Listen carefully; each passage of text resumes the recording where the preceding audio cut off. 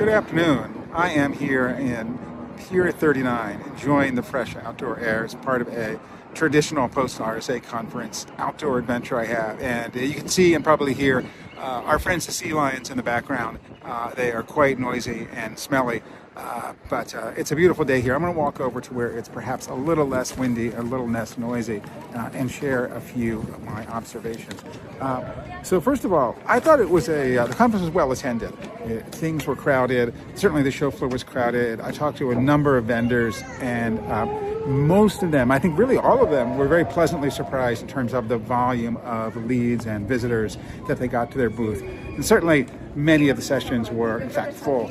So that was a good sign. I think there was probably some concern with economic uncertainty, the Fed's pulling out of the conference, that there was going to be perhaps lower attendance. That didn't seem to be it from my perspective as an attendee.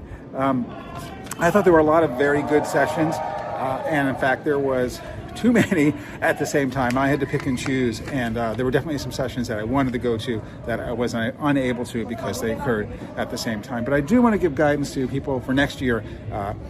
If you miss sessions, first of all, for this year, you can download all the presentations from the website. And certainly for next year, I found it really useful to go through the presentations ahead of time. They're all available from the RSA Conference website. And then you're able to look at what is going to be presented and make a decision about, is this the right session for me, or is that not a good use of time?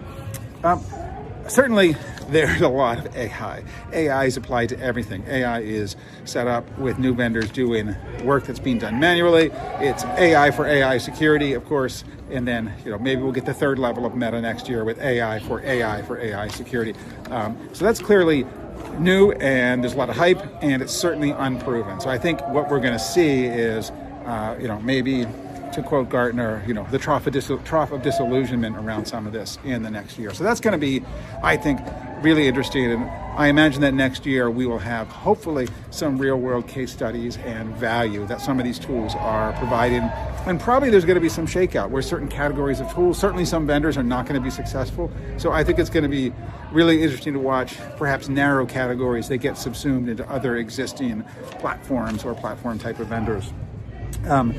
I certainly, and I learned a ton this week, especially about applying zero trust principles and really best practices to AI and agentic AI security. So I've got a lot of things percolating that I'm going to write about in the next few weeks. I do think that zero trust principles and identity, especially these non-humans, these new types of non-humans, is going to be even more important, as is the application of governance.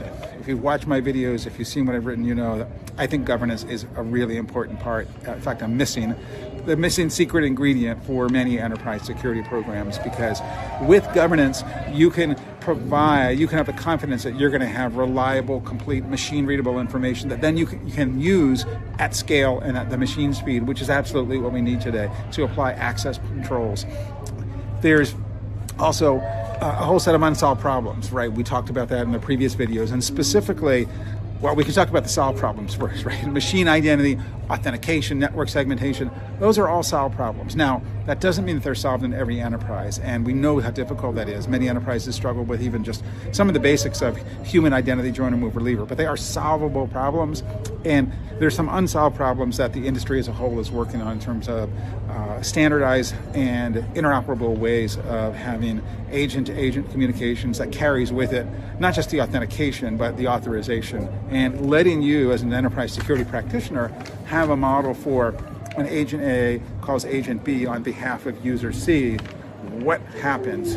What is agent C or agent B allowed to perform on behalf of user C? So there's not one answer to that, but there have to be a small set of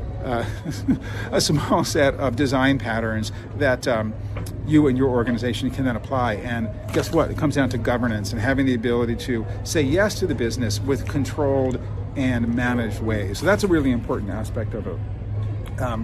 And I think my last takeaway is that there's a lot of really smart people in this industry who are working hard at some of these problems, and I think we have to be open to this. We have to look at a combination of both open source, open standards, as well as vendor provided solutions. I am a fan of when enterprises choose strategic vendors for certain things. I don't believe that vendor lock-in is as much of a downside as other people do. And I think you got to find the right vendor solution for your environment that's going to work. So that's all for now. I am going to enjoy the outdoors some more. Have a great, safe trip back, and we will see you soon.